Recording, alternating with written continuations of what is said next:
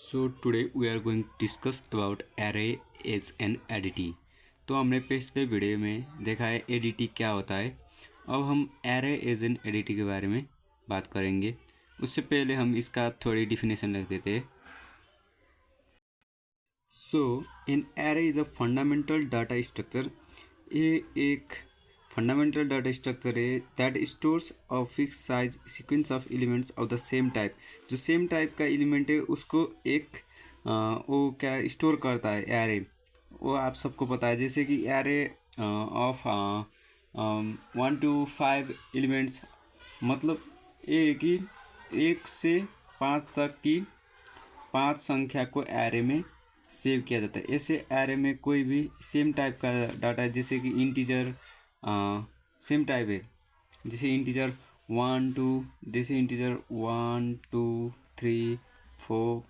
ऐसे ऐसे एक जगह पर सेव करेंगे तो इसको एरे ऑफ 1 to 5 नंबर्स ऐसे कहा जाता है।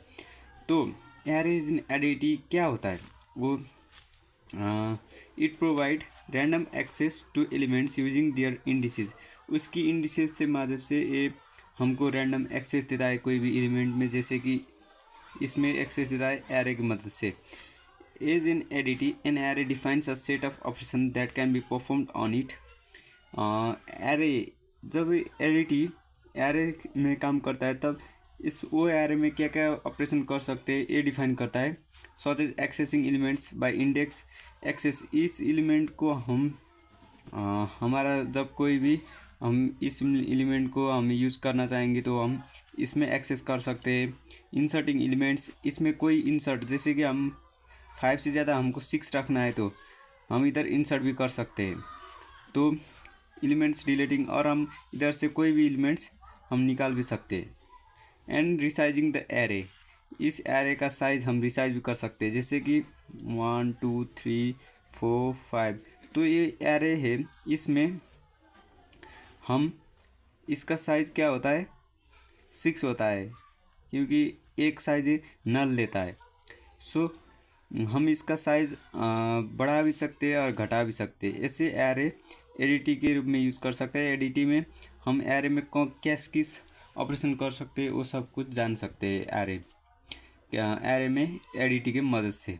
सो एडिटी तो आप लोगों को पता ही होगा, मैंने पिछले वीडियो में बता दिया था। एडिटी मतलब एब्स्ट्रैक्ट डाटा टाइप, उसमें हम क्या क्या ऑपरेशन कर सकते हैं वो हमको पता है, लेकिन कैसे करेंगे वो पता नहीं होगा। तो स्टूडेंट्स, इसमें कोई भी आपको डाउट है तो कमेंट कर सकते हैं। तो और हमारे पास दूसरा टॉपिक है array as a structure. In array can be represented as a structure. Array को हम स्ट्रक्चर जैसे भी रिप्रेजेंट कर सकते हैं।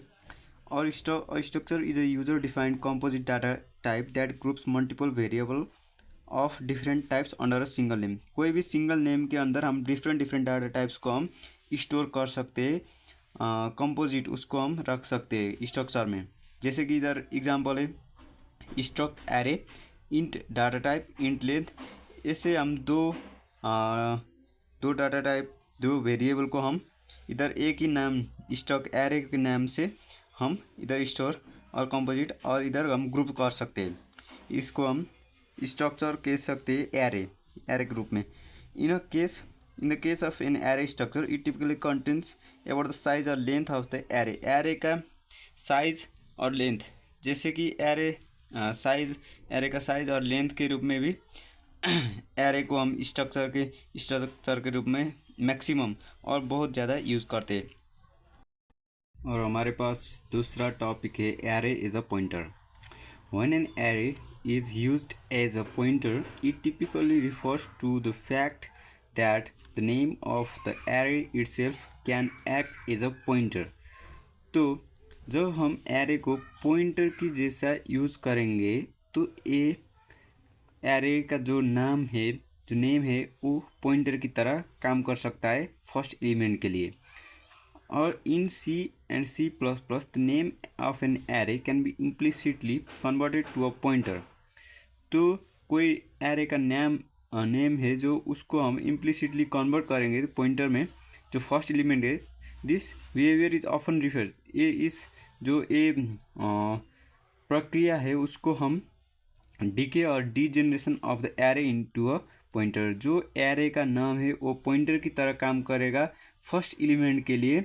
उस प्रक्रिया को हम कहेंगे डीके और डी जनरेशन। ये 2 पॉइंट आपको याद रखना है, ठीक है।